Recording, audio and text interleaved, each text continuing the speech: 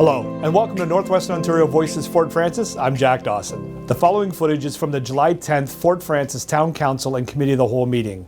As we join the meeting in progress, some major points were mentioned, including a $15,000 boost to the town, as well as a funding announcement of $350,000 to go towards the development of an energy-saving microgrid.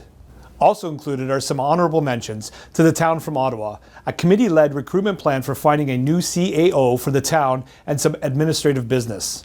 Thanks for watching. Final thing I want to talk about was some FedNor funding. We were honored to have a federal cabinet minister here, the Honorable Patty Hajdu, and our member of parliament, Marcus Polsky. We're in town to make a funding announcement on behalf of FedNor.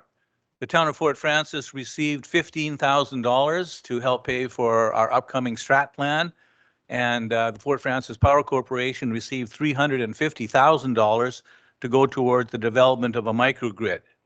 Our CAO, Rob, did an excellent job as MC, and again, our town staff set up the PA system and the podium. We had words from our MP, Marcus Pulowski, and then we had Minister Hajdu spoke to us, and I had the honor of welcoming them and thanking them. The minister and the member of parliament both spoke really highly of our community. They really liked Rainy Lake Square, the fact that there was a market going on there and mall days were happening at the same time. So they really enjoyed that. And the minister, after she went to another event, came back and did some shopping in town. In fact, she shopped at McTaggart's. That was really nice to see. And the entourage of both the member of parliament and the minister, they had a significant entourage with them, all spoke highly of our community. So that was really good to hear. And again, thanks to council members, and we had a really great turnout from town employees who came over and took part. So thanks, everyone. Thank you, Mayor Halkus. We have no other reports tonight from the rest of the councillors, so we'll move on to item 5, consent agenda. Item 5.1 is approval of the consent agenda. There are 7 items listed, but because 2 of them are duplicates, I'm just going to deal with items 5.2, 5.3, 5.5, 5.6, and 5.8. So begin with item 5.2, correspondence, North Air Services taxi rates. The recommendation reads that council approval of report AR-23-0339 is to make no changes at this time to the existing taxi tariff rates, and that council direct administration to have the taxi tariff rates reviewed on an annual basis, occurring during the licensing renewal process of the taxi companies. Item 5.3, baseball field rates consideration. The recommendation reads that the Community Services Executive Committee support the recommendation of administration to charge the fee of $420.29 for the season of baseball in 2023 as presented in the 2023 user fee bylaw, and that the CSEC committee recommends administration propose amendments to the user fee bylaw during the 2024 user fee bylaw review. Item 5.5, Grand Council Treaty Number 3, request for sponsorship for 13th annual golf tournament. The recommendation reads that council approve report AR-23-0332 being a sponsorship request where council provides a donation of our town of Fort Frances swag. Item 5.6, Tour de Fort request for sponsorship. The recommendation reads that the Community Services Executive Committee support the request from Tour de Fort with a silver sponsorship as part of the council public relations budget.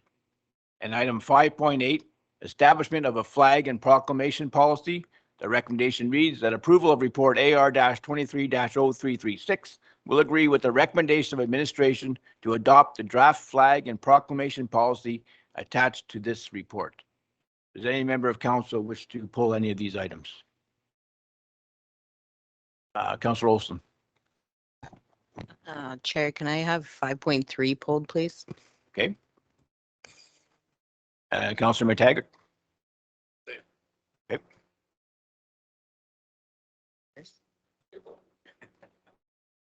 So, Councillor Olson, go ahead. Thank you, Chair. So I had the opportunity after this came to, I sit on both community services and administration and finance, and we had a really good conversation in community services on the executive committee about the situation that came forward with the Mud Dogs and their usage of the ball field this year. So typical season is about 13 weeks without practices before and after for women's fastball. And this year, due to coming out of the pandemic, the ladies fastball team, in fact, only used the ball diamond 5 weeks. And at the CSEX table, different questions were asked around usage. What does usage look like? How do we determine usage? And many other questions in relation to this. And we came to the conclusion, I suppose, that the ball season usage is actually the usage based off of the municipality, not folks that are choosing to use it. Meaning, if you rent that space, your usage fee is actually from May, when the ball field opens, until the long weekend, so Thanksgiving weekend. And typical practice in the past of all of our ball field users is actually providing the town with the dates of their usage, not them actually having that space from May until October. It's typically from May until August. And I did follow up with Rochelle in regards to this concern that she had brought to the council table, because it didn't make a ton of sense to me of what was going on with communication. And for me, what came out of the conversation at the end of the day was a previous conversation with our rec coordinator, not, I'll make it very clear, it was not you, but with Tyler, about coming back to the table and discussions around a prorated rate, which is why the Mud Dogs had in fact not paid the bill at the beginning of the season. I couldn't figure out why usually that fee is paid. The $420 is paid before the season starts. And in fact, the conversation with Tyler was a reconsideration on that prorated rate because there was a short season. So after that conversation, and for me, I think it's a consideration of a couple things. One, the ball season is done. The second thing is we pay our fees for baseball at the beginning of the season. So basing that off of a prorated rate, the children, youth, and women that play on that team would have been charged at the prorated rate, which means they paid about $15 each to play for the season.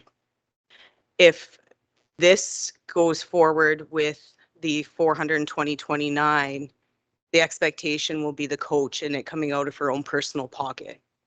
Again, so that she doesn't have to put another barrier to the youth and the women that are playing on this team. So tonight, for myself, I'm hoping that we can revisit this recommendation just after speaking and trying to make sense of something that, you know, I think was a huge miscommunication somewhere in the line. So I'm hoping that council would be open to amending this recommendation for reconsideration at that prorated rate, with the secondary recommendation that we do revisit the user fees, because we are one municipality that only does it this way. I'm not sure why we rent our ball field the way that we do, but a lesson learned. And I think with that, that we do have a responsibility to our community to stand by, you know, something that our team, I'm a saying team, but our administration said. So that's just I wanted to share tonight as part of 5.3 in the ball field reconsideration. Thank you, Councillor Olson. Councillor McTaggart. Thank you, Chair. I don't sit on either of the executive committees that were involved in this decision. And when I read the letter at the outset, I thought it not to be unreasonable given the shortness of their season. And I'm just wondering if someone could explain to me the rationale for not going with the request as presented. Mr. Rob. Yeah, I can try and summarize. Nathan, if I miss anything, please fill in any blanks. Basically, what it came down to was the fact that their season length was determined by them, not by the town. It wasn't something that happened at the Ball Diamonds that required us to shorten the season. It wasn't something Mother Nature didn't throw a curveball at anything. Like, this was just their determination that this is how long their season was going to be. Like I said, it was totally out of the control of the town of Fort Francis. So, in an effort to not open the floodgates for anybody and everybody who paid a user fee that maybe didn't use the service as they thought they were going to, coming forward and asking for money back, we're holding to the intent of the user fee bylaw. Mr. Young. Yes, thank you. Through the chair, just wanted to add that I went back and I did some investigation on it as well, finding out that this is because the user fee bylaw does not stipulate the amount of times that the field is being used and such. The practice has been that this is a per team per season fee that was charged, not tied to an amount of usage of the field.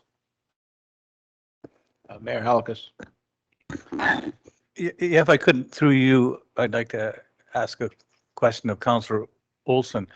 Because when I voted for this, I was under the impression that it was as Nathan had described it, that the person renting knew up front that the fee was this much for the season. But did I hear you say that that wasn't exactly what happened? That when the person renting spoke to the recreation manager at the time, who wasn't Nathan, that she was under the impression that she had stated up front that she was having a shorter season, and she was under the impression that she from our own recreation person, that she could get a prorated rate. Is that accurate? Through the chair. Yes, that's what was shared with me. And I think that's where the confusion lied in all of this. And when the bill came afterwards, there was consideration put forward at that time that was declined. But that was the reason why the service fee wasn't paid at that time, because they were under the impression that they were going to get the prorated rate for only the 5 weeks.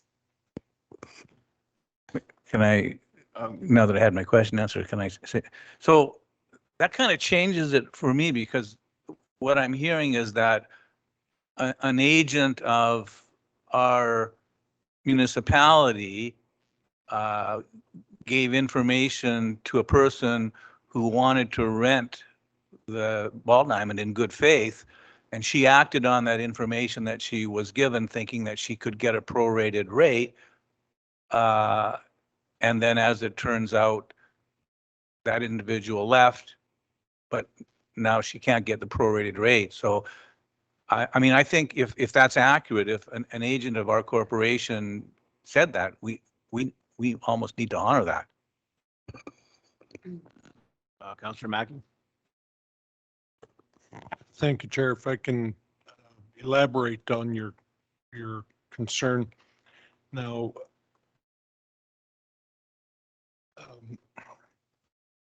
the lady had called me initially after having spoken to Tyler, and what she informed me was that she had asked for a prorated rate initially right from the start.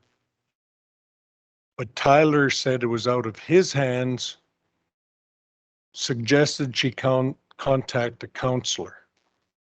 Michelle contacted me, and in turn, then I contacted Travis to find out what the situation was. And after getting Travis's response that he passed on here tonight, I related that to her.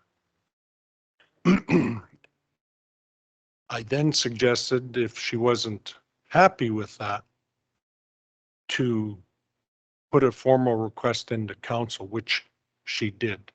And it's still on the table, and the season's already ended, middle of June, end of June or something like that. So just to confirm what Mandy had said, she had been led to believe that there might be an opportunity to have it reduced.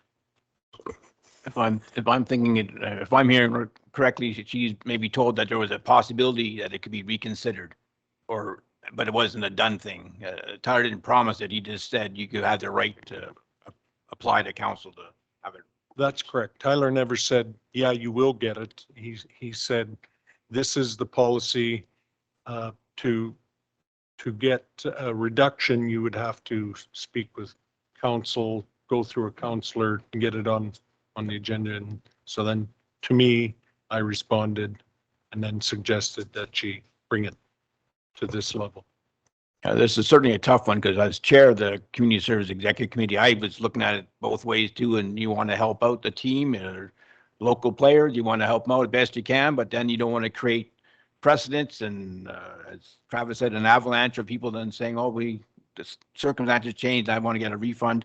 So it's a real tough call. That's why I'm definitely in support of reviewing our user fee bylaw going forward so we can catch some of these gray areas so that if it's the youth soccer only runs a season for 8 weeks, what their rate is, but then the district fastball leagues, they maybe run 13 weeks, what the rate for them would be.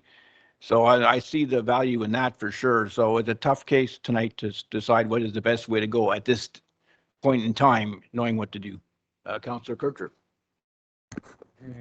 Thank you, Chair. I would support Councillor Olson's suggestion to council. Councillor Brunetta. I'm wondering if we could defer this item, a decision on it based on what you said, Councillor Behan, regarding, maybe doing some research and then making a decision on our fee structure. And then if there's a change to the fee structure, we could offer that rate to them.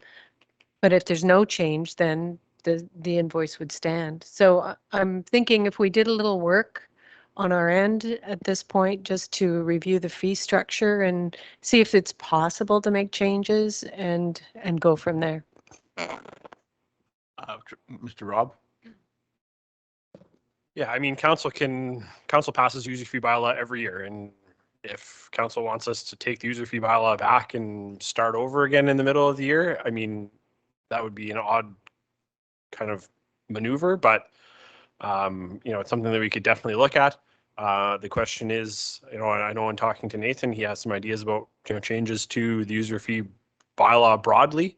So where do we stop with that? Are we crediting youth soccer if we decide that we need to change the soccer fees based on what we find? Like where do we go with this if we're going to do a mid-year total revamp on the user fee bylaw? Mayor Halkus. Yeah, I wouldn't be in favor of changing the user fee bylaw midstream. We should do it at our regular time. But Councillor Brunetta makes a good point. I don't think there's any rush to collect this fee. So perhaps we could hold the fee in abeyance until we do the user fee bylaw review. And if there is a change, then perhaps we could retroactively, without prejudice and without precedent, offer this rate, because this is a kind of a different case. And maybe we could offer whatever rate we come up with to this person. Councillor Olson. Thank you, Chair. I just had a quick question about our service fees. Are they typically paid up front? So would any other baseball team, hockey, soccer, would those fees be paid on booking? Nathan, or would you like to take that? Nathan? Yes, through the chair, standard practice would be that the fees are paid at the time of booking.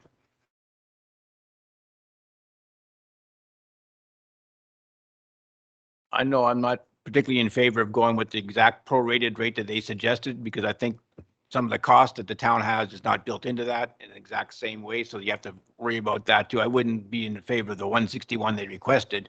Maybe we could meet them halfway, but that's something we can discuss. This will be discussed at council tonight. So we can vote on it then and decide what to do going forward.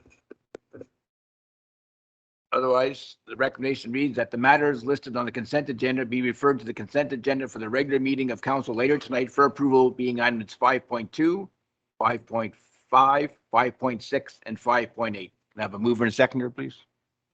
Councillor Olson, Councillor Mackey.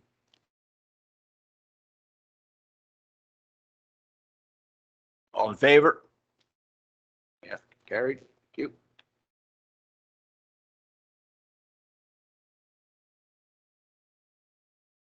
Very good. So now we'll move on to item 6, I believe it is. Administration and Finance Division. Item 6.1, Councillor Wendy Bernetta, NOMA Board Meeting, June 20th, 2023. The recommendation reads that council approve report AR-23-0329 in the amount of $248 being the per diem claim for Councillor Wendy Bernetta to attend the NOMA Board meeting in Thunder Bay on June 20th, 2023. And I'll remind everyone that Councillor Bernetta did declare a conflict on this item. It's a pretty straightforward request. Any comments or questions? Okay, we will carry on then to item 6.2.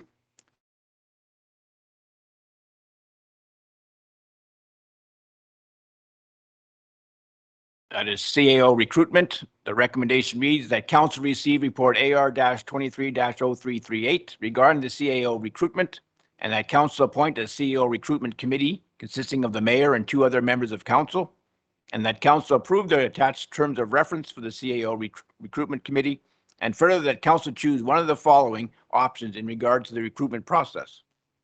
1, use a committee-led recruitment process with assistance from the human resources manager for recruitment of the chief administrative officer, or 2, engage an executive search firm to assist in the town's efforts to recruit for the chief administrative officer position. And maybe our HR manager, Alicia, would you like to speak to this a bit before we open the floor to others? So yes, so I always speak too quietly. My apologies. So I'm just looking for direction from council and how they'd like to proceed with the CAO recruitment process. As council is aware, there's currently an interim in place. We need to begin those recruitment efforts with the assumption that we may be looking for someone to relocate and whatnot. And it is a lengthy process with potentially multiple steps, multiple interviews, reference checks and whatnot. It could be a lengthy process. So the sooner we can begin that process, it's to the town's advantage. Thank you, Alicia. Mayor Halkus. Yeah, just going off what Alicia said. My recommendation is that we go with a committee-led recruitment process. The executive search firms are very expensive and they're also slow, and there is sort of a matter of expediency. We've used them in the past. They really haven't done a great deal more than we would do on a committee-led search. So I think we can gain some speed and save some money by going in that route. Also, with respect to the committee, I'd like to make the suggestion that the committee, in addition to the mayor, have on it the deputy mayor. And I'm suggesting Councillor Bernetta simply because she has a wealth of HR experience and would be a real asset. She's served on the committee in the past and has done an excellent work. Thank you, Mayor Halkus. Yeah, I'm not in favor of a search a headhunter group either, because we did that last time. We did that last time though because the HR manager was one of the candidates for the job. In this case, the HR manager can assist us in the process. So I think it's going to make it a lot easier. And that's why I do agree that a committee-led search committee can do the job just as adequately. Councillor Bernetta. I would agree with the mayor that we should do it in-house as opposed to a search team. I just have a question about your report, Alicia. You mentioned that you'll be advertising this in Canadian municipal jobs. So I assume that's across Canada. Would it be? Yes, that would be across Canada. Okay, perfect. I have heard from other municipal people that they're having some luck, out west. So I would agree that we do need to throw our net as wide as possible. And I think we can even rely on some of the information that we got from our last executive search firm as well in terms of interview questions and things like that. So I definitely think that our HR manager would have this in hand. Thanks. Councilor Taggart. Thank you, Chair. I think it makes sense that we do it in-house for a number of reasons, certainly expediency and cost. Should we fail, and I don't think we will, we can always go to a search firm afterwards, but I think the first move should be that we do it in-house and as presented. Any other questions, Councilor Kircher? Thank you, Chair. Would the, I think going with the committee led by the Human Resources Manager makes sense too, but would the committee actually be an ad hoc committee established by council with parameters and framework? I believe there's a terms of reference, but I'll turn to the clerk for clarification on that. That is correct. I believe Alicia has provided some terms of reference. There would be a cleared mandate, and the committee would essentially dissolve following the hiring. Thank you. Okay, thank you. Councilor Bernetta. Just one thing in the terms of reference, you've mentioned that you would assist the headhunting firm. So maybe just to amend that. For sure. That was put in place in case council elected for using an executive search firm. Okay, no other questions or comments. This matter will go before council during our regular meeting later tonight. Thank you for that, Alicia. We are now at 6.3. 357/358 application for 5912-010-007-007-175, 833 Portage Avenue North.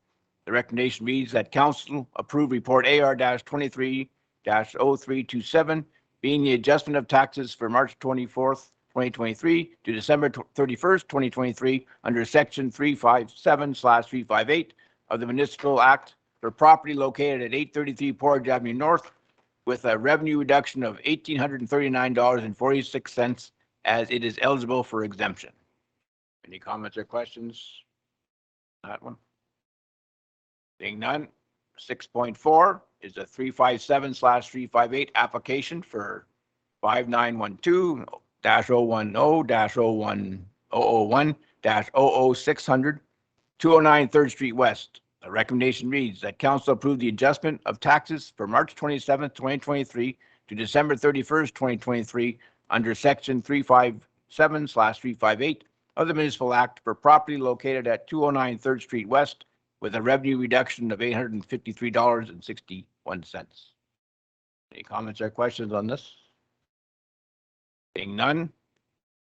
And 6.5 is an amended property assessment notice for 121 Minnie Avenue. The recommendation reads that council approve report AR-23-0328 for the adjustment of the 2023 taxes from the amended property notice for property located at 1221 Minnie Avenue as received. The impact is a reduction of $650.85. Any questions on that one? Comments? All three of these will be voted on during our regular council meeting later tonight. That brings us to item 6.6, policy, management/non-union salary administration policy. The recommendation reads that council approval of report AR-23-0324 will agree with the recommendation to update the management/non-union salary administration policy and further that this policy be covered by bylaw. I believe, Alicia, this is also yours. If you'd like to speak to it a bit further. So,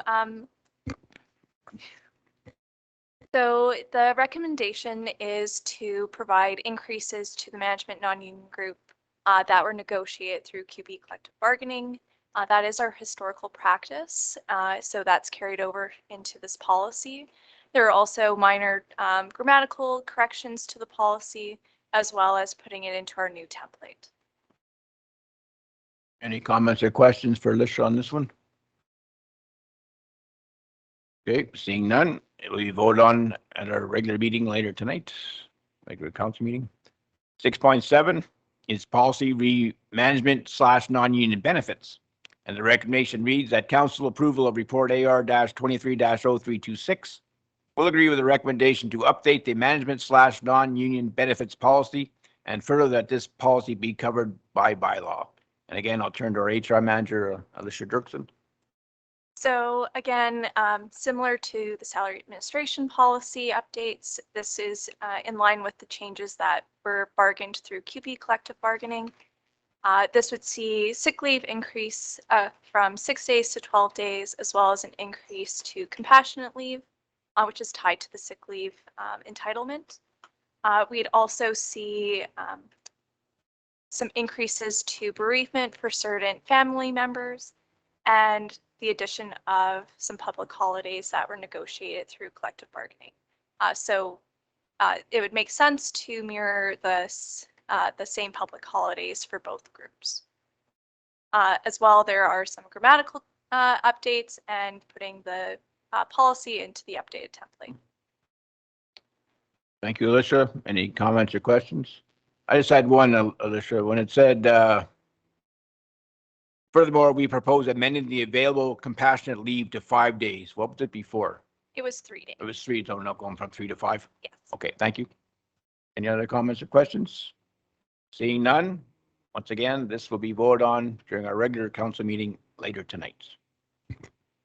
That brings us to item 6.8, and I believe this is Alicia as well, I think. Or am I mistaken? Oh, you helped me to the next one. Oh, no, it says Alicia Dirksen on there. Yep, I thought so. Anyway, this is the bylaw enforcement officer and the recommendation that council direct the necessary bylaw to be drafted, appointing the successful applicant, Clinton Gray, as the bylaw enforcement officer, and that council direct the necessary bylaw be drafted, appointing the successful applicant, Clinton Gray, as municipal weed inspector, and further that bylaws 63-22 and 64-22 be hereby repealed. Do you have anything to add on this? No. Any comments or questions from council on this item? Seeing none, this will be voted on as well during our regular council meeting tonight. See, item 6.9, CAO performance appraisal. Recommendation that council approval of report AR-23-0350 will agree with the recommendation of administration to defer timelines outlined in the Chief Administrative Officer Performance Appraisal Policy until a permanent CAO has been recruited. And once again, I do believe this is Alicia's. It is. Very popular tonight. So, oh, sorry. So last year, council approved a policy that outlined timeframes for the Chief Administrative Officer performance appraisal. I wanted to bring this report today to acknowledge that those timeframes would be occurring right now, and for us not to lose sight of those timeframes while we have interim CAO. However, I didn't feel that it was appropriate to begin that process with an interim CAO, as objectives may change with a permanent incumbent. So with that deferral, once a permanent incumbent has been selected, then we would begin that process for objective setting, and then in 2024 could begin the process as outlined in the policy. Makes perfect sense to me. Any comments or questions from council? Okay, once again, Alicia, thank you very much for your report, and we will vote on that later tonight. That brings us to item 7, Planning and Development Division. 7.1, West End Motors request to purchase property. The recommendation reads that council approval of report AR-23-0323 will agree with the recommendation to approve the sale of the laneway adjacent to Holmes Avenue by West End Motors as to the received letter of request. And that is Mr. Burrows. I don't see Mr. Burrows here tonight. Do you want to take that one? Certainly I can. So at the last council meeting, Mr. Avis put forward a request to purchase some property. His holdings own the properties that completely surround this piece. He is working through his dealership to bring in infrastructure needed for electric vehicles and is looking for some additional property to help facilitate that. John went through and looked back on some other laneway dispositions that have been done in the past to develop what has historically been set forward as a price for the property. and he has that outlined in the report. Questions from council? Is there any indication, Mr. Rob, that the proposed sale price is acceptable? At this point in time, I do not believe that John has spoken with Mr. Avis about it. He wanted to get some direction from council on where they felt the price should be beforehand.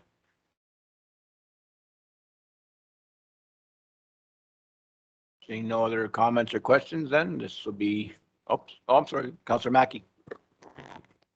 Thank you, Chair. I guess my question is then, with the added property that West End Motors would have, the property value would be reassessed for taxation purposes? It's a question for MPAC because they're the ones that do the assessment. So it would be added to, obviously added to the holdings to formalize the property. What his plans are beyond purchasing the property in terms of deeming it or whatever other planning matters he needs to do, we don't know that yet. That'll still be to come once the property's in his name.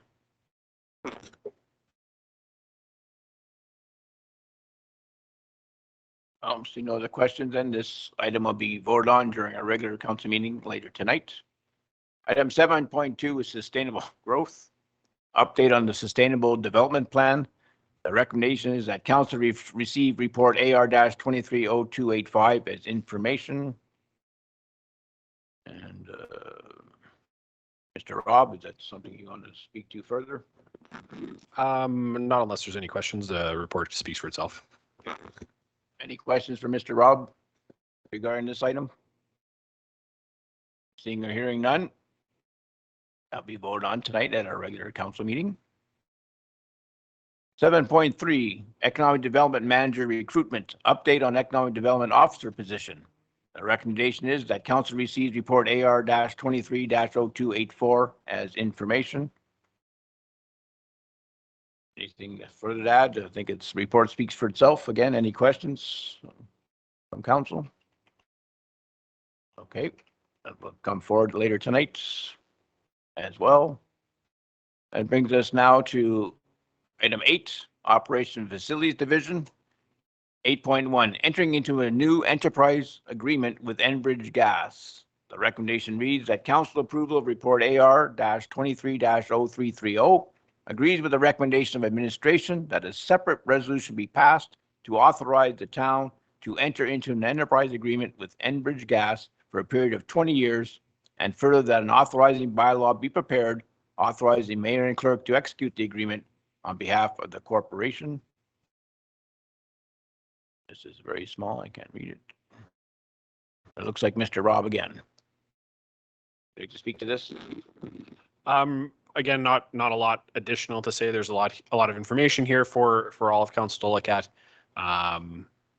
Just a couple of high points. This isn't our first enterprise agreement with Union Gas or Enbridge Gas or Centra Gas or any of their other names through the years. These agreements do come up. They are valid for 20 years. After that point, Enbridge needs to get an order from, of course, their authorizing agents to enter into these sorts of agreements. So this isn't the one and only time the council will see this come forward. Once we have a resolution and a bylaw passed, they will go to the Energy Board looking for the documentation that they need. There will be advertisements in the local paper, and then they will come back with a finalized agreement that will go again back to council for final execution. Any questions for Mr. Rob on this item? Okay, seeing or hearing none, we will move on to item 8.2, 2023 capital program update number 3.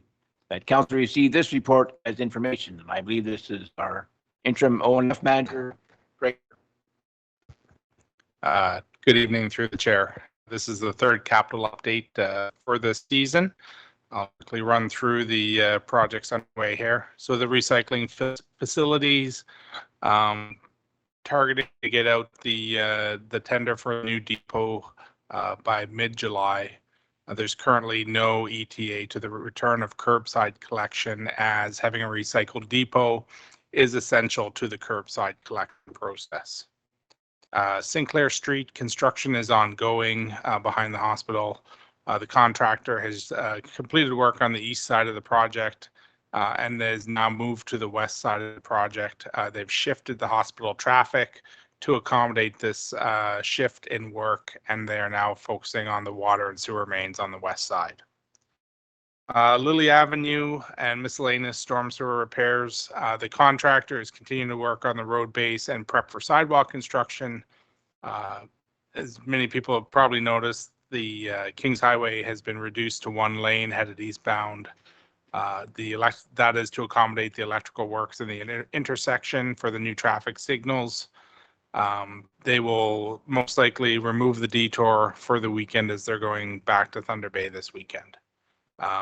Flood repairs to the storm sewer at the Sorting Gap Marina have been completed.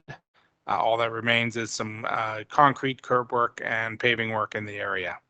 One storm sewer outfall does remain to be completed on Front Street between Mini Ave and Williams Ave, and we are working with the Ministry of Natural Resources to obtain the proper permitting for that work.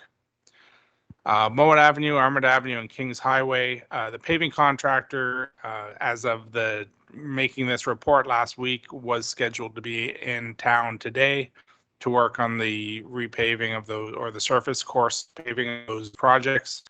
However, the contractor was unable to secure any hotel rooms in Fort Frances this week or next week. So all paving has been pushed out at least until the week of July 24th. The splash pad materials for the water and sewer services have been ordered, and we are expecting them to be delivered this week. Once those are delivered, we will be commencing installation of the water services. We did have Landmark surveying come out, and they laid out the splash pad on the ground for us so that we could kind of get a visual of how it lays out in the park. We will probably move the alignment a little bit to the east to avoid being in an afternoon shadow of one of the trees, but otherwise things are looking good there. The splash pad equipment, we are expecting to see the week of July 24th. All dock repairs along Agaming Drive have been completed, and all the docks are back in place now. In terms of the senior center expansion, the foundation walls have been backfilled. They poured the slab for the building last week, and the framing of the walls is starting this week, and then roof trusses will go up starting next week. And lastly, the airport fuel truck. We're expecting the company that will certify it for Weights and Measures Canada will be on site tomorrow and Wednesday. Then we can get the new fuel truck put into service, which everyone is looking forward to. That is the end of the update. Thank you very much, Craig. I was excited to see number 4 when I saw it was going to be fixing this week, because on Saturday I got a complaint in Walmart about some of you hit the pothole at Mowat and First, and I was, oh good, it's going to be fixed right away. Now we're about 2 weeks out. The chair, that is correct. We have fielded many of those complaints ourselves at Public Works, and it's just it's an unfortunate circumstance. It's a good circumstance that we have no hotel rooms available in the town, but unfortunate for contractors because it's creating a lot of complications for crews coming in to do work. Okay, Councilor. Thanks for your report, Mr. Miller. At Sorting Gap, is everything going to be leveled for the bass tournament? Like, will it, so there's no hazards? And I know in one of the parking area that's dug out, and I know they were doing curb work recently. Through the chair, Councillor, as of Thursday, that was the plan, that all of those repairs would be done in time for the bass tournament. Right now I have to circle around with McKinga because I just found out this afternoon that Pioneer would not be here before the bass tournament. So we will come up with a plan to ensure the public is safe. Yeah, excellent. I'm just worried about the safety of it. And just one further question, if I may, Chair. Go ahead, Mr. Through you. On Agaming, the docks, is the southernmost dock completely gone? Is that being put in? Boat at the end of First Street. There were 2 pilings in the water. and there were no docks at those pilings. Through the chair, are you referring to the one at the end of Williams Avenue? No, it's more at the end of First Street, I think. Yeah, that's there now. That was put in just last week. Okay, that good. I just saw the pilings without any docks there, so thank you. Any other questions for Mr. Miller? Seeing none, thank you very much, Craig, for your report tonight and the update. Keep everybody informed. That moves on to item 9, information. We have 9.1, the bylaw enforcement June monthly report. 9.2 is the Fort Francis Fire Rescue Service June report. And 9.3 is the complaint registry for May and June of 2023. Does anyone wish to speak to any of those items? Seeing and hearing none, that leads us to item 10. Adjournment. That the meeting adjourned at 6:49. The recommendation reads that this meeting of the Committee of the Whole Francis be now closed. I need a mover and a seconder. Councillor Bernetta. Councillor Olson.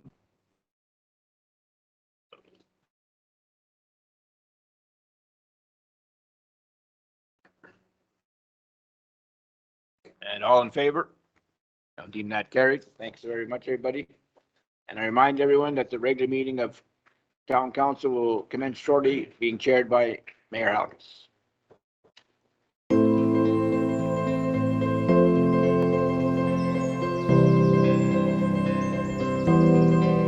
Of the Council of the Town of Fort Francis, it being session number 26, to order. The territorial acknowledgement. We respect and truly acknowledge that we are on Treaty 3 territory, traditional land of the Anishinaabe people. We also recognize our local Métis Nation that shares the spiritual history of the land. And once again, I just want to remind everyone that coming up soon is the 150th anniversary of the signing of Treaty 3. Let's take a moment of meditation.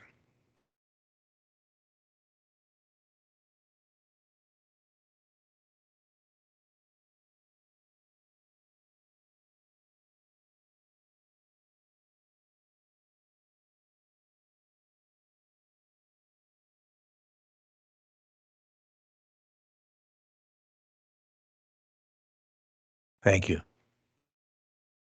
Is there any disclosure of pecuniary interest, and if so, state the general nature thereof? Councillor Bernetta. Item 5.3, this is my per diem claim to attend the NOMA board meeting in Thunder Bay on June 20th. Thank you. Okay, moving on to the consent agenda.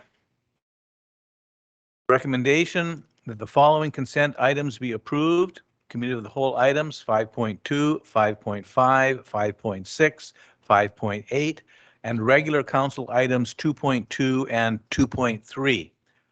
And council item 2.2, the recommendation is that council receive the correspondence from Ms. Hayes and Mr. Veldhuizen regarding a request for the town of Fort Francis to support the Royal Canadian Legion Branch 29 Drug Safety Initiative, and that council refers this request to the treasurer and the CAO for recommendation.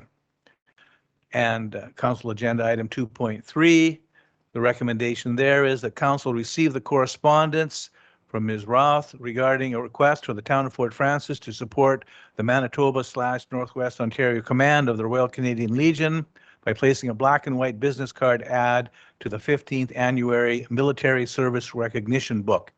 And the council refers this request to the treasurer for a recommendation. I need a mover and seconder, Councillor McTaggart and Councillor Mackey.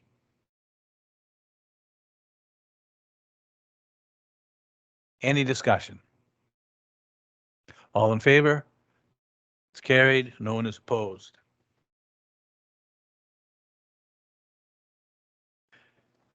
Brings us to minutes. Item 3.1, approval of the regular council meeting minutes. The recommendation is that the meeting minutes of council meeting session number 25 dated June 26, 2023, having been typed and distributed, be approved. Mover and seconder, please. Councillor Bien, Councillor Olson. Any discussion? All in favor? Carried unanimously.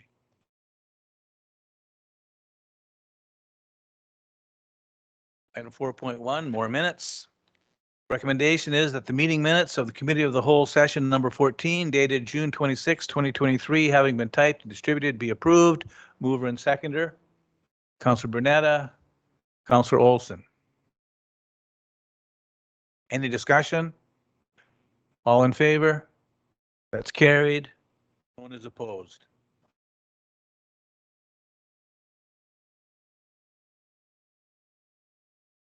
Okay, presentations. Recommendation that the presentation from Mr. Willock, an update on the Boundary Waters Forest Management Corporation, be received with thanks and appreciation. Mover and seconder, Councillor Mackey, Councillor McTaggart.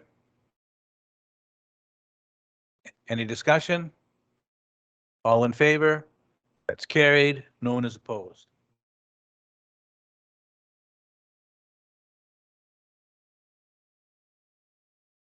Deputation for the Fort Francis Lakers. The recommendation is that the presentation from Mr. Miller, Mr. Judson, and Ms. Allaire regarding the request for a review of the Town of Fort Francis municipal alcohol policy be received with thanks and appreciation, and that council refers this request to the municipal clerk, the recreational culture manager, and the CAO for recommendation. Mover and seconder, Councillor Bien, Councillor McTaggart. Any discussion? Seeing none, all in favor? That's carried unanimously.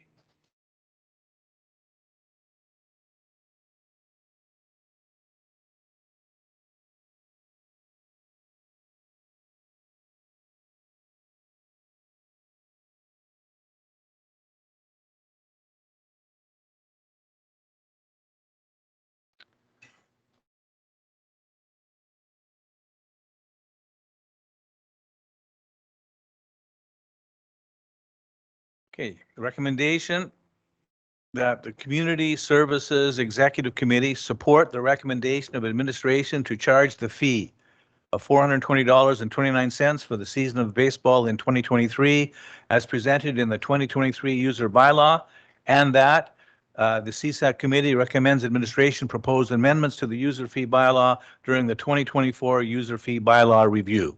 Mover and seconder, please. Councillor Bien. Councillor Olson. Any discussion? Seeing none.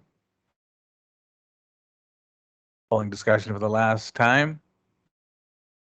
Seeing none, I'll call the question. All in favor? Any opposed? Motion is defeated.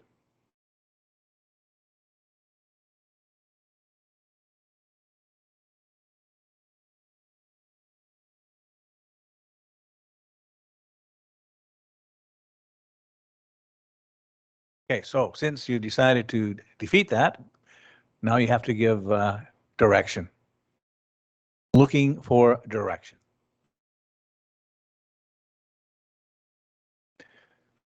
Councillor Mackey.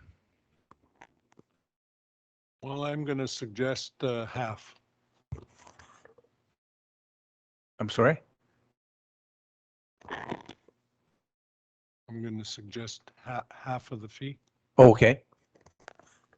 Proposal on the floor to half the fee. Looking for support for that. I'm seeing nods. Councillor Bernetta? Councillor Kirch is nodding. I would agree with that. Councillor McTaggart's nodding. Councillor Olson's nodding. So I'll make a new. So the recommendation then is that the fee of $420.29 for the season of baseball in 2023 as presented be cut in half. Need a mover and seconder for that? Councillor, well, we got to get it on the floor first. Mover and seconder, Councillor McTaggart, Councillor Mackey. Okay, discussion? Councillor Olson? So when we made the last recommendation, did that include the amendment also to review? The user? That does include the amendment to review. Can I put on the table that we add that to this recommendation also? Yes. Okay.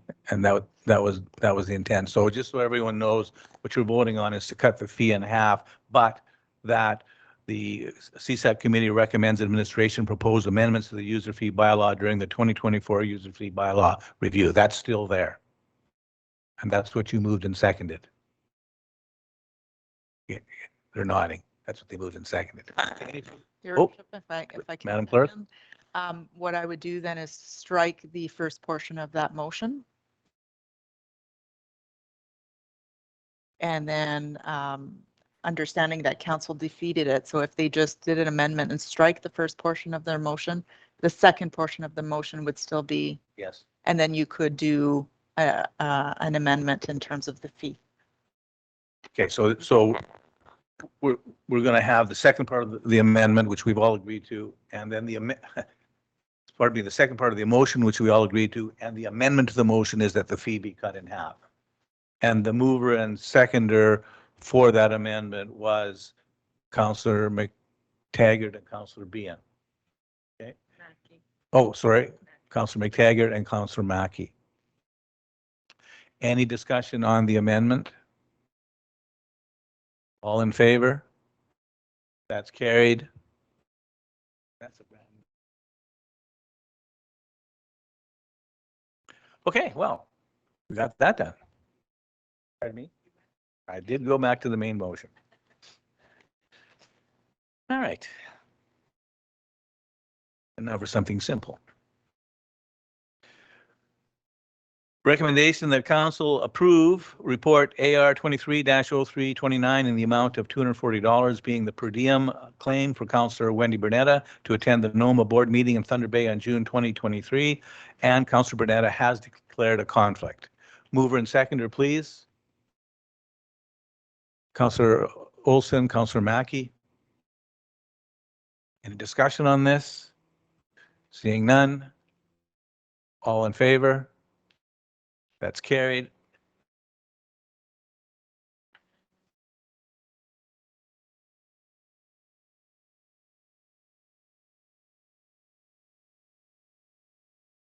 Okay. Item 5.4, CAO recruitment. Recommendation is that council receive report AR 23-0338 regarding the CAO recruitment, and that council appoint a CAO recruitment committee consisting of the mayor, the deputy mayor, and Councillor Bernetta, and that council approve the attached terms of reference for the CAO recruitment committee, and further that council choose one of the following options in regards to the recruitment process, and that option would be option 1, using a committee-led recruitment process with assistance from the Human Resources Manager for recruitment of the Chief Administrative Officer. Mover and seconder for that, Councillor McTaggart, Councillor Olson. Any discussion? All in favor? Carried unanimously.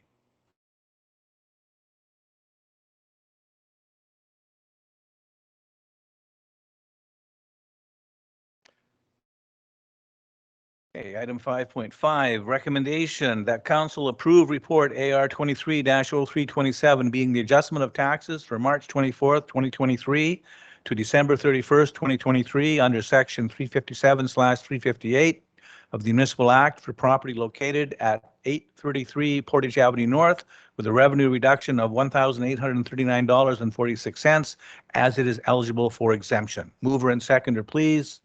Councillor Bernetta and Councillor Bean. Any discussion? All in favor? Carried unanimously.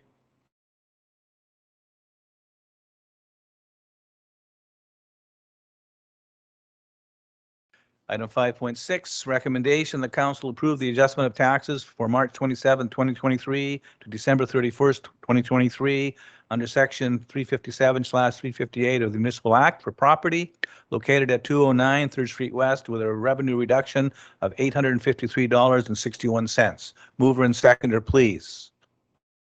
Councillor Olson, Councillor Bean. Any discussion? All in favor? Carried unanimously.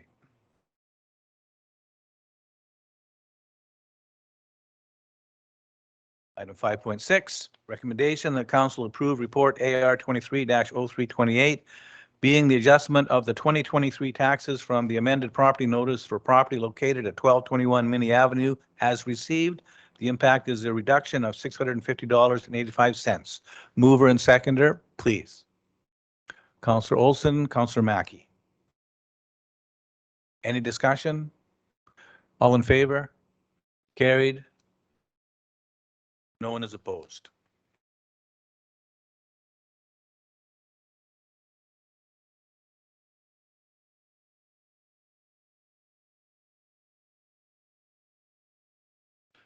Okay, moving on. We have a recommendation.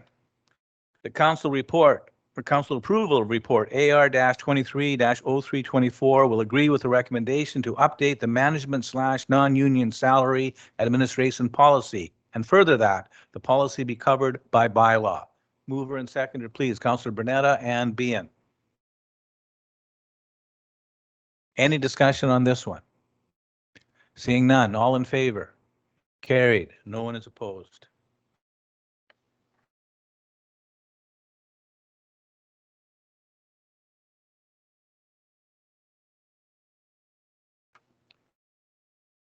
Recommendation.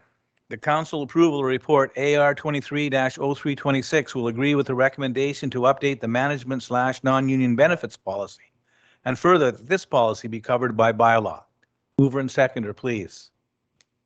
Councillor Mackey, Councillor Bernetta. Any discussion on this one? All in favor? Carried. No one is opposed.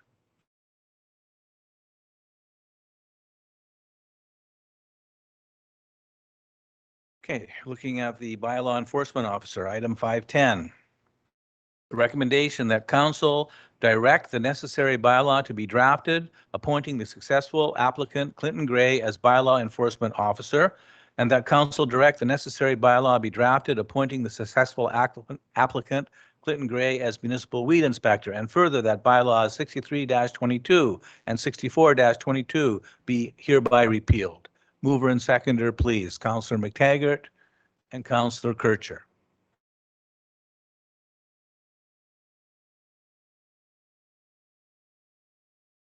Any discussion? All in favor? Carried unanimously.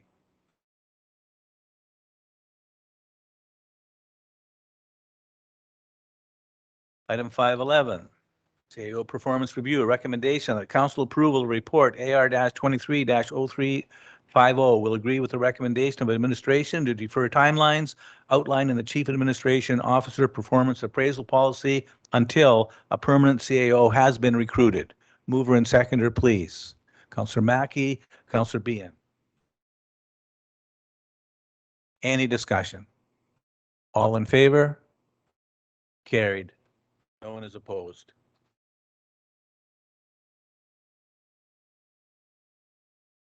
Item 512, that council approval of report AR-23-0323 will agree with the recommendation to approve the sale of the laneway adjacent to Holmes Avenue by West End Motors as to the received letter of request. Mover and seconder, please. Councillor McTaggart, Councillor Bernetta.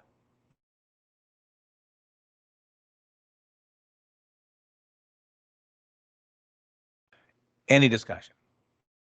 All in favor? That's carried. No one is opposed.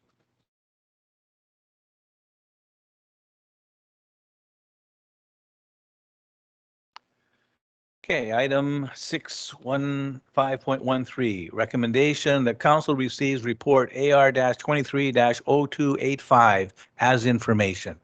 Mover and seconder, please. Councillor Bernetta, Councillor McTaggart. Any discussion? All in favor? Carried unanimously.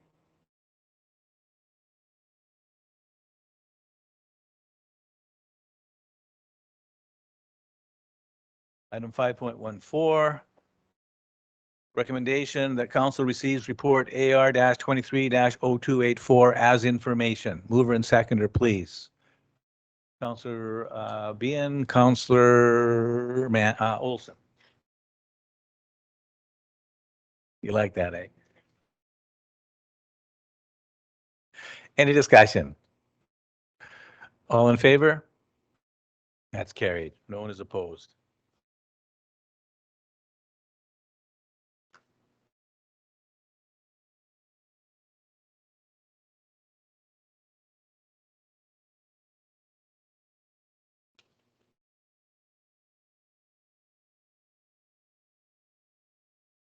Okay, I have a recommendation. The council approval report AR-23-0356 agrees with the recommendation of administration that a separate resolution be passed to authorize the town to enter into an enterprise agreement with Enbridge Gas for a period of 20 years.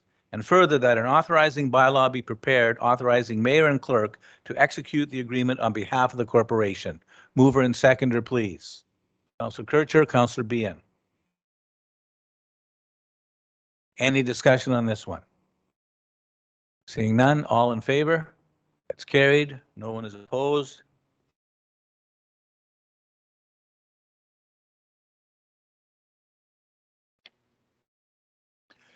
Item 5.16, recommendation is the council receive report AR-23-0358 as information. Mover and seconder, please. Councillor Olson, Councillor Mackey. Any discussion? All in favor? Carried unanimously.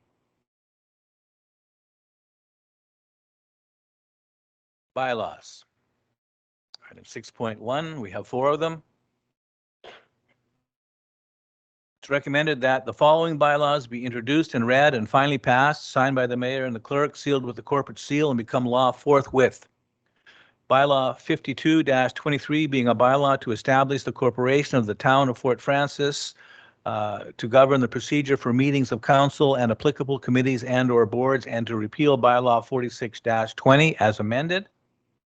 Bylaw 53-23 being a bylaw to delegate certain powers and duties from the Municipal Act. That's the section SO 2001 C25 and other acts. Bylaw 54-23 is being a bylaw to appoint a municipal bylaw enforcement officer, and bylaw 55-23 being a bylaw to appoint a municipal weed inspector. Before I call for a mover and seconder, I'm just wondering if the clerk wanted to speak briefly to the first one, I guess. Thank you, Your Worship. Just to provide an overview again with respect to the procedural bylaw. Per the direction of council at the last council meeting, we did revise some wording with respect to parental leaves. There was also, per the direction from the vibe of the room on June 26th, the majority of council members wanted to maintain the in-camera session at the end of the council meeting, and so therefore the procedural bylaw before council tonight does show the in-camera session at the end of the meeting. We've added a minimum notice requirement of 24 hours for special council meetings. We've added some language that council may permit by way of resolution to go beyond the 3-meeting rule requirement for electronic meetings. There is also, we've included some wording for sovereign recognition of Indigenous peoples to be respected. And then I can let Travis speak to the publishing of the agenda, and there was some other various typos and corrections as well. So I'll pause on the procedural bylaw and then we can get into the delegation of authority in terms of council's feedback from the last council meeting. Did any councillors want further explanation? I'm assuming that you read it, but. Okay, Ian? Or did Madam Clerk say that Mr. Robb is going to speak about the timing of the agenda? Because that was something I thought tried to change a bit, but it stays the same, so. So with that, Mr. Robb? Thank you through the chair. Yeah, so after our last meeting when we were discussing the procedural bylaw and the timing of the agenda came up, the senior management team discussed it at the subsequent management meeting. And given, you know, the time required for the senior managers to prepare their reports, get them to the clerk to have included on the agenda, get them to myself for review and approval, to have, you know, a timeline shorter than Thursday at noon would just be far too tight for management to get those reports put together and get them before council in a timely manner. So because of that, we kept it at the Thursday. Thank you, Mr. Robb. If I may, You may. in addition to Travis's comment, I just wanted to reiterate that the original procedural bylaw actually stated that the agenda distribution to council would occur no later than 48 hours in advance. So 48 hours from the meeting of Monday would have been potentially Saturday at some point, really, if we wanted to look at that. Traditionally, we've tried to publish it before my time Fridays or Thursdays. So I think putting in a timeline of Thursday at 4 is still giving you more opportunity with that agenda than currently how it reads in the procedural bylaw, being, you know, we could technically push it to Saturday, which is not a great timeline. Thank you. And I'm just wondering, did either of you want to talk to bylaw 5323, the delegation of authority? Thank you. Yes, I did. So we did include a delegation of authority bylaw per council's discussion last council meeting. Item 1, we included wording with respect to overages that is beyond the capital expenditures. They are going to be brought back to council. Number 14, with respect to litigation reports from the CAO, we have made some changes to provide rather than do an annual report to council, it will be semi-annually. And that's all the updates I do have on the delegation of authority. Thank you. Okay, so let's put this on the floor then. I need a mover and seconder for these bylaws. Councillor Bernetta, Councillor Behan. Is there any further discussion on the bylaws? Councillor Olson. Through the chair, if 7.2 under sovereignty of Indigenous peoples, if the I in Indigenous can be capitalized, please. Thank you. Good catch. Calling the question then, with the understanding that the I will be capitalized. All in favor? And that is carried. No one is opposed. Okay, that brings us to item 7.1, which is a notice of motion from Councillor Kircher. The motion reads, a recommendation that council directs the CAO to provide council with a complete report on the demolition and environmental remediation of the former mill. Councillor Kircher, I'm assuming you're moving that? I am. Okay, do I have a seconder? Councillor Bernetta?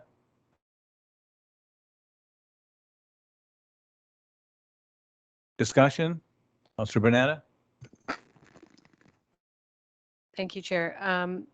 Yeah, having been on council last term, there was a lot of concern, not just at the council table, but in our community about the sites, you know, where the mill and the craft mill were. And I think our administration has done a lot of work to get it to where it is today. And it didn't just happen because the new owners, you know, just decided to do it that way. I think our administration did a really good job.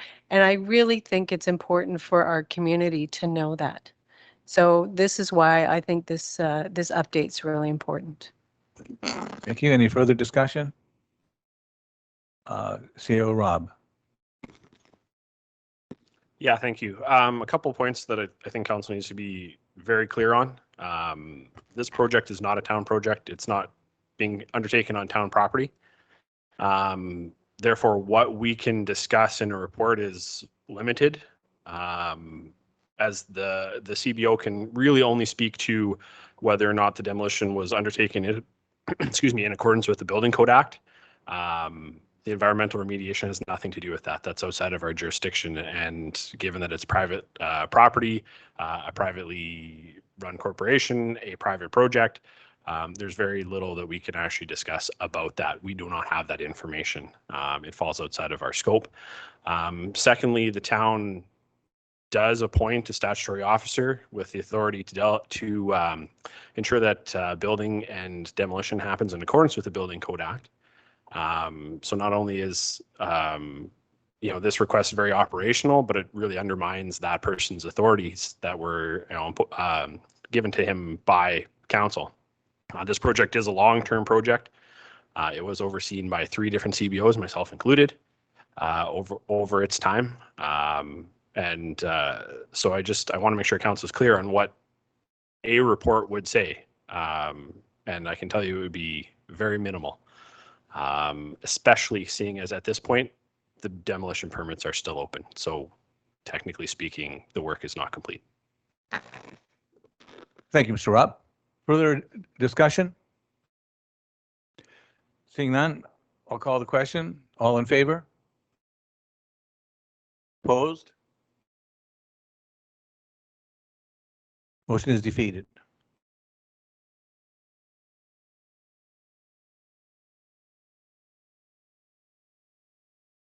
Okay, that brings us to information. As always, we have a wealth of correspondence.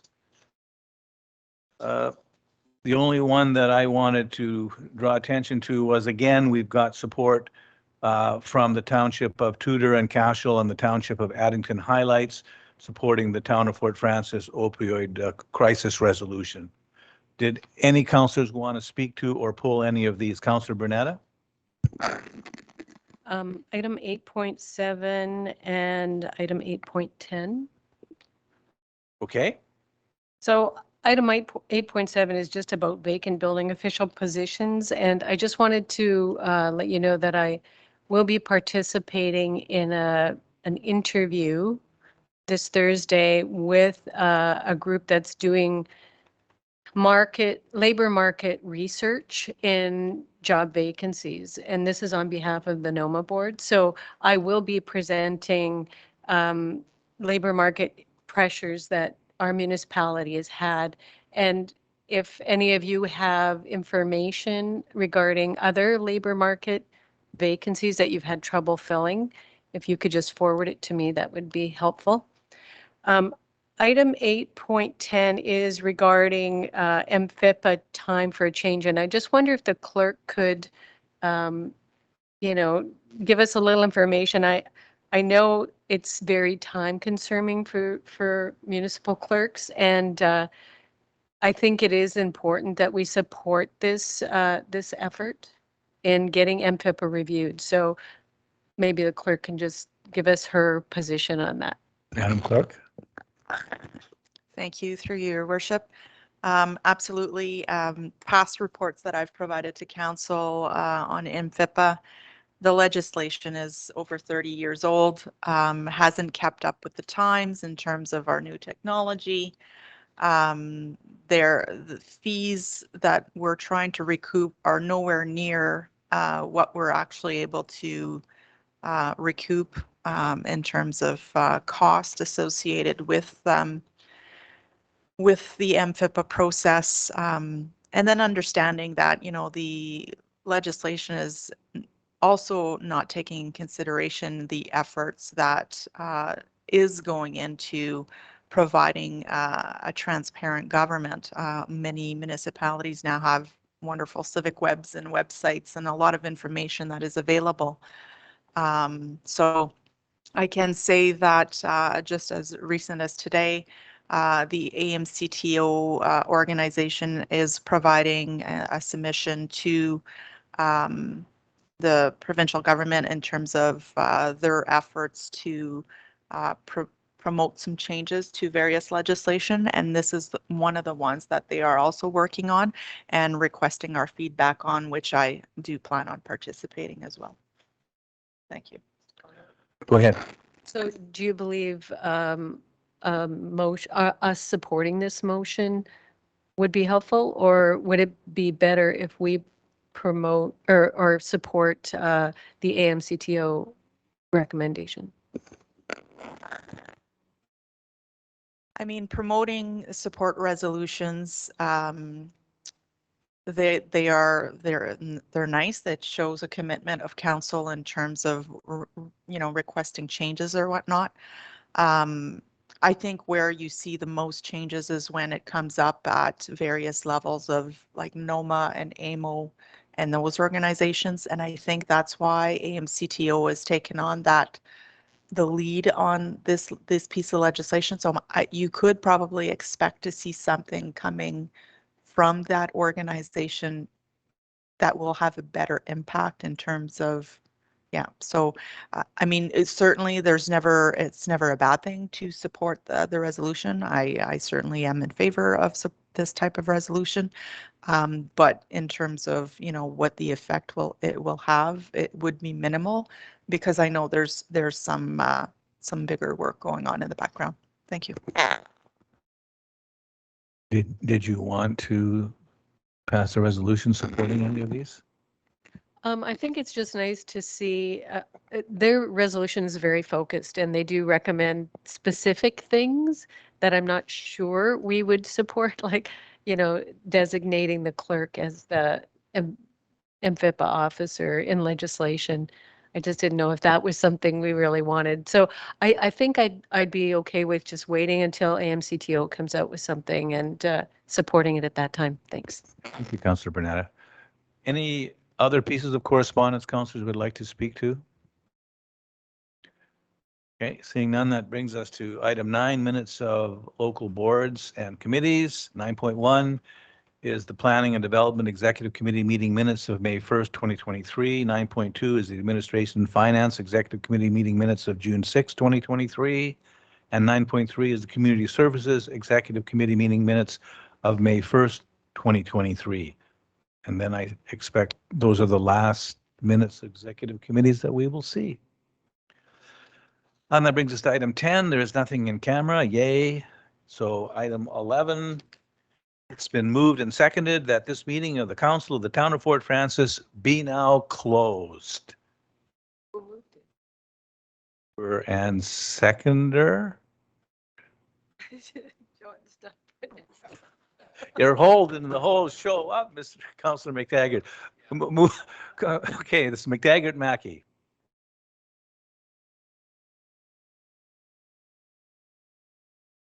Any discussion? All in favor? Carried.